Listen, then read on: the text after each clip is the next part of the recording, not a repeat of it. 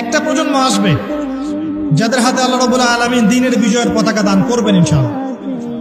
কত সালে কত বছর পর আমরা জানি না, কিন্তু এতটুকু জানি এটা হবে ইনশাআল্লাহ। যারা হবে, যাদের দ্বারা হবে, তারা কোশ্চিন কালেও এরকম রিয়া, অহংকার, হিংসা বিদ্বেষ, আইওয়াস, হারামখোর, দুনিয়ামুখিতা এই ধরনের সংস্কৃতিতে অভ্যস্ত হবে না ইনশাআল্লাহ।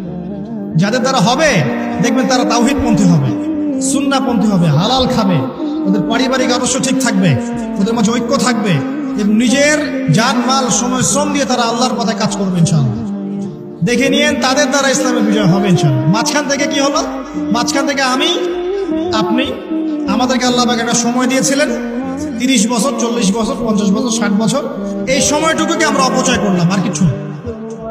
আর এই সময়ে একটা চান্স একবার চলে গেলে আর কখনো আসবে না। ইমাজিন, আপনি মনে করেন ইউ আর ডেড, আপনি মারা গেছেন, তারপর বুঝবেন যে আপনি মারা যাওয়ার পরেও উম্মার কিছুই যায় আসে নাই, এই মহাবিশ্বের কিছু যায় আসেনি, আপনি এসেছেন চলে গেছেন। যখন ছিলাম পৃথিবীতে তখন আমি আমার উপর অর্পিত দায়িত্ব কতটুকু পালন করেছি এর হিসাব আমাকে দিতে হবে পরকালে কিয়ামতের মাঠে। আল্লাহ পাক আমাদের কথাগুলোর গভীরতা বোঝার তৌফিক দান করুন।